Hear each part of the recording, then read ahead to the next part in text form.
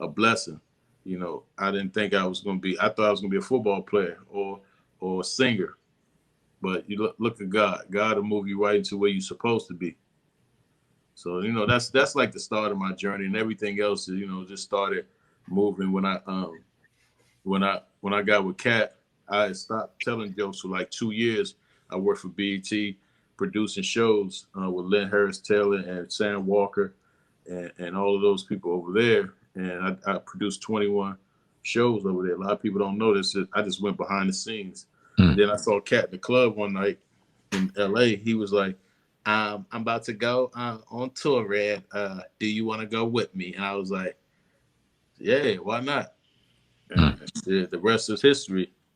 And and it was at Linnell's birthday party too. So he probably told me, Linnell, and all us at the same night that we was gonna go on tour.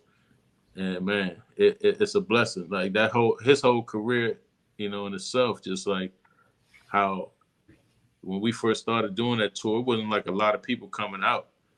But after he did when he did the first like Pimp Chronicles, and he was like this shit right here, when he did that, every show was like 5,000 people, 7,000 people, 10,000 people, and I got a chance to like really be involved with arenas and big theaters, and it opened my eyes up to like, okay, Red, it's time to get funnier. And it's a blessing. Katt's been a blessing to my life, man. Everybody know I ride or die for my man. So yes, sir.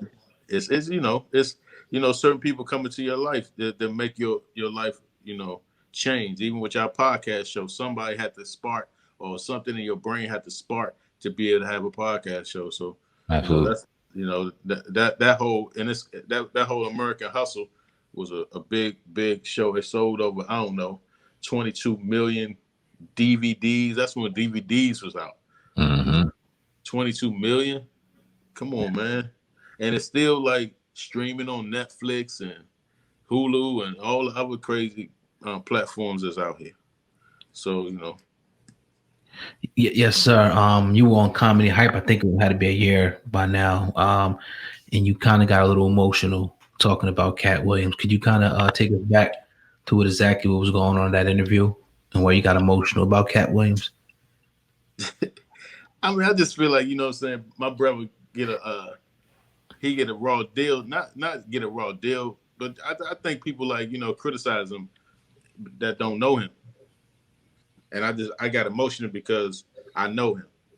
It's almost like y'all too, somebody trying to talk bad about one of y'all, and that, man, what type of person he is.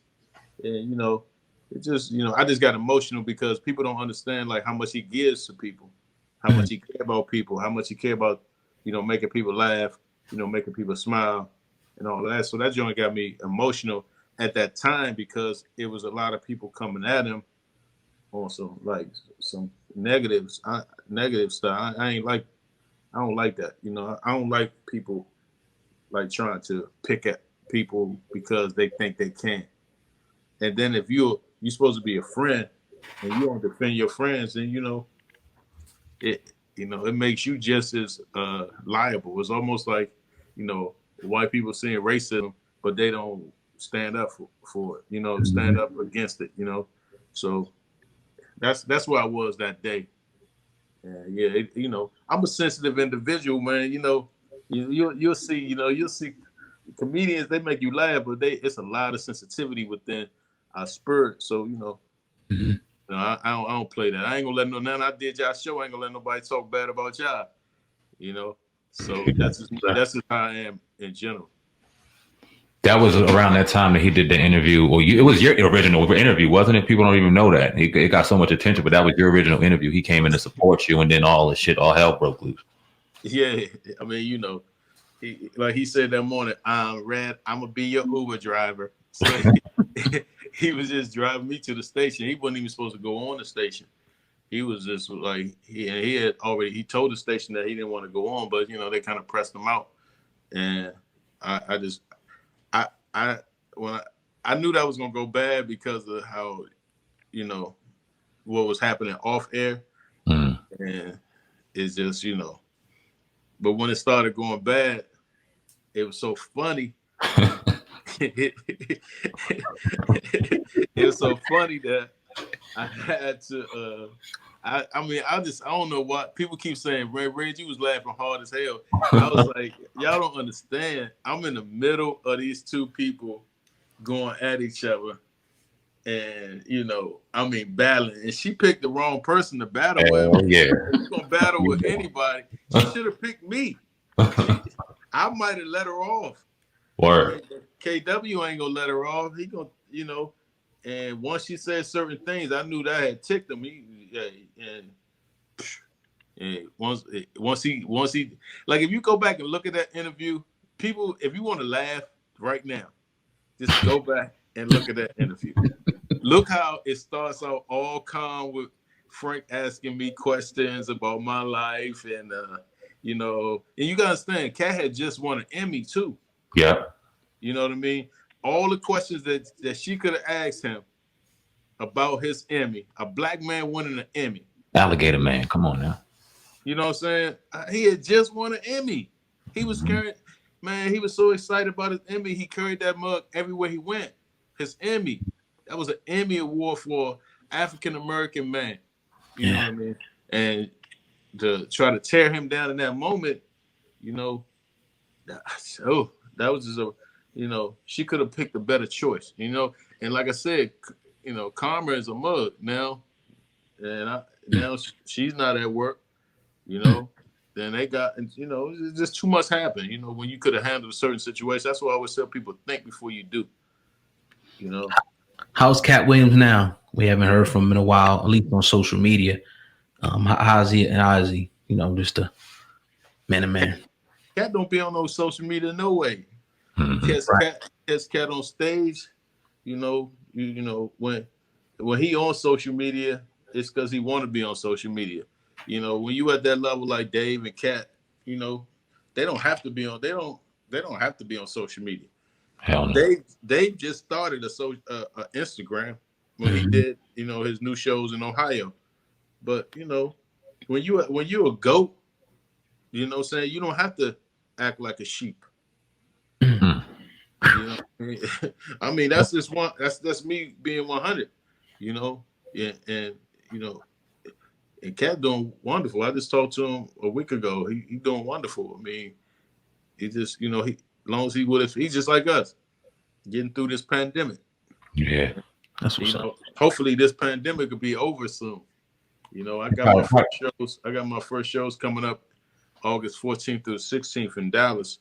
My first time going out since I did Baltimore in March, and it's I'm nervously excited. Yeah, it's a little different now. I know I forgot who we had on, but they said they were doing we had Rob Stapleton on. He said he did a show and they were all in their car. And I was like, well, how did you get a reaction? He like, when motherfuckers beep, that's how you know it was funny. They would start beeping and going crazy. It was a whole different vibe. But he said he enjoyed it. People were maneuvering and getting around. We also had Linnell on a couple months ago. And that was great because she also gave real high regards to Katt Williams and let people know how much he gave and how truly special he was. And when you think about American Hustle, Pimp Chronicles, before we seen Katt, we seen y'all. And that's huge because we got introduced to who you guys were. We also talked because he didn't have to give us some opportunities. Yeah. Like, he gave us he made my career go just give me that opportunity. Right. Like, and I, to this day, if Katt says tour time, I'm out. I don't care what I'm doing. I drop it. My wife know it. She know if Katt call, I'm out. Word. Like, pew. Like, if he called me right now and said, I need you to come to Atlanta, I'm going to be in Atlanta tomorrow. That's just how, when it comes to him, because, shoot, he set me up so sweet, my family up so sweet that, there's just certain people in your life that you have to make moves like that with. Real talk. Linnell talked about the respect that females get in comedy or lack thereof. Kind of gave me a little G check a little bit, like how Linnell likes to do. We're talking about Harlem being a new Harlem. She's slapping me around a little bit. It's cool though. It was all out of love. But we were talking about Harlem Nights, and then how we would obviously love to see Kev, Cat, Mike, all the celebrities and stars that in our generation we grew up to love, or the generation now, to get together. And then we were talking about females in comedy and how they don't get respect. What do you think about that? Do females get the respect they deserve in comedy? I'm gonna say no, but I'm not like a female, so I can't give it to you from a female perspective. Word. But you know, speaking to my sister Linnell, she can tell you the real. You know, they have to grind a little bit harder to be a female because it's hard being a comedian and trying to feed your family and live place to place, and you know, it's a male dominated business, and females, like even with the Monique situation, you know, especially black females, it's just like they don't get they just do sometimes. Yeah. A lot of times, let me say. So I mean, to answer your question, I'm they don't get the respect they deserve.